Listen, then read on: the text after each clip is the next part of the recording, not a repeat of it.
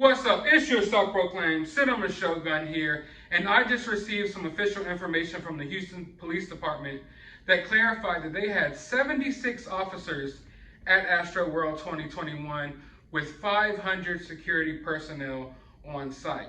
Now, I don't know how other channels work, but I'm gonna let you guys know something. Over here, we don't just take what the police say and what the professionals say at face value.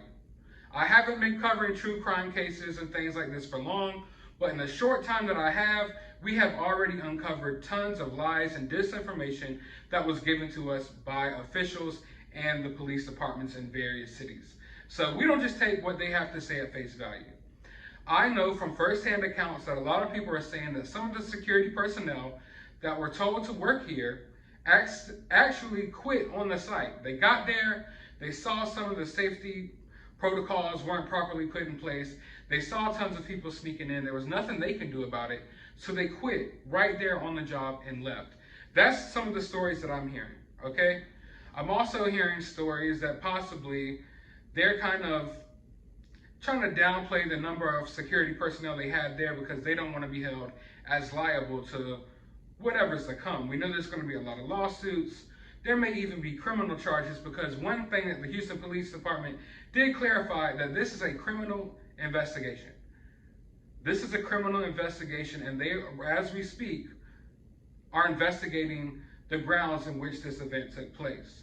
Now, some of the, I guess you could say, barricades in various parts of the stage and things like that have been moved around already. So I'm not sure how good of an investigation they can do, but they have asked everyone on the site to no longer touch or move anything until they conduct a full investigation. But there's this one firsthand account from AstroWorld that I thought was very important that I wanted to share with you all.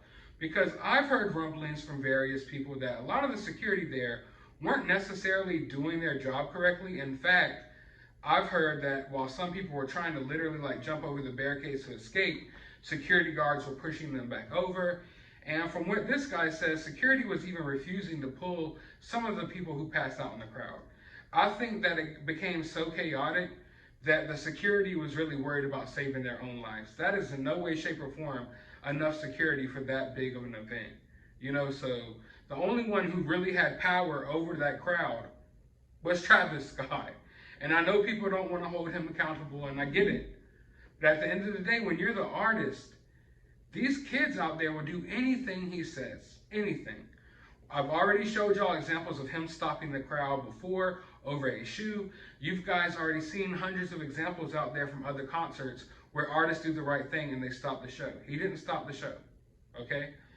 But I want you guys to listen to what this guy had to say real quick about a lot of the things that went wrong with AstroWorld and about the security that was working at AstroWorld. My recount of AstroWorld and the tragedy that happened, because I've been seeing a lot of videos on my For You page about people that didn't go, reporting on the news, that they read from the news, and all this stuff, and all of this, and it something just doesn't sit right with me, having somebody, they didn't go, but they're reporting on it, it's different when you see it with your own two eyes. I saw people dying right in front of my eyes.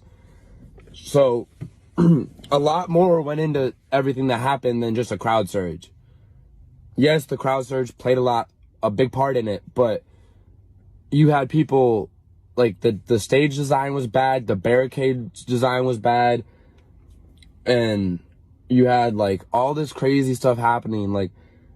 Everybody was packed in between the sound booth and the main stage because the sound booth was so big that if you stood behind it, you couldn't see the show. So everybody was in front of that, and that compacted the crowd, made it crazier.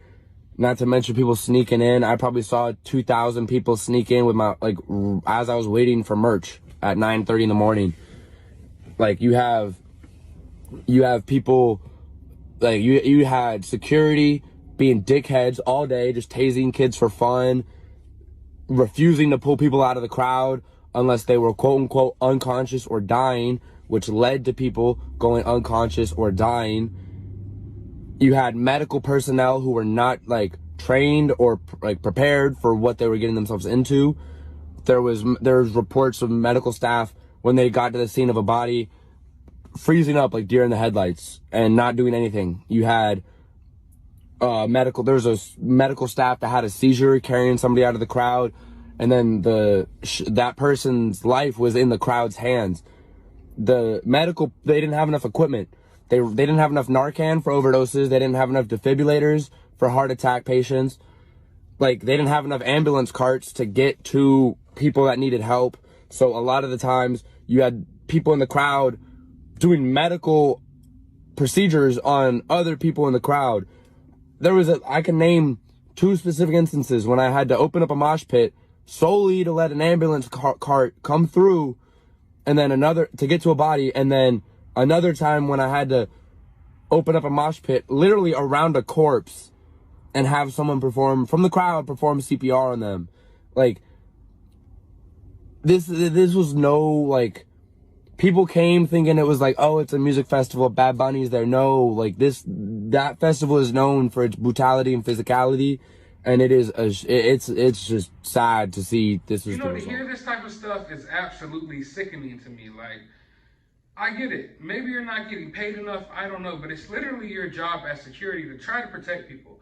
You see people passing out in the crowd, why would you refuse to pull them out? And like you said, they would only like start pulling people out of the crowd once they were basically already gone. Once it's too late. He's told y'all that all this stuff was understaffed. They didn't have enough medical equipment. I can guarantee you that half the people working out there aren't professionals, okay? They're just regular people who get hired via some security agency. They give them a yellow security shirt, and then you go out there. I have friends who work jobs like this. No offense to them, but they're not really qualified to be security guards at all. They've never done training. They never did anything. They literally go to work, get a yellow shirt. Next thing they know, they're in charge of securing random office buildings, bars, you name it, going to events and securing events like this with zero training at all. And when all this chaos broke loose, I can guarantee you that there wasn't really many security guards out there trying to protect and save people. They were trying to save themselves. I mean, at that point, what do you think security can do? People are being smashed against each other to the point where they can't breathe. Security can't do that, let alone 500 security personnel for an event that had well over 50,000 people. It's just insane to me how all of this went down, but it's clear that there's a lot of people to blame. And I know a lot of people keep getting upset because they think that I just want to solely blame Travis Scott for this incident. So that is not the case. I do think that he should be held accountable in some way. But yeah, I mean, they definitely need to look into the security. They need to look into the promoters. They need to look into the different venue, the problems with the venue, all of that. But from what the Houston Police Department says, that they declared this a mass casualty event 37 minutes before the show stopped. I want y'all to understand that. They already declared that this was a mass casualty event right there on the spot. They already knew that they had multiple fatalities right there on the spot. And they announced it.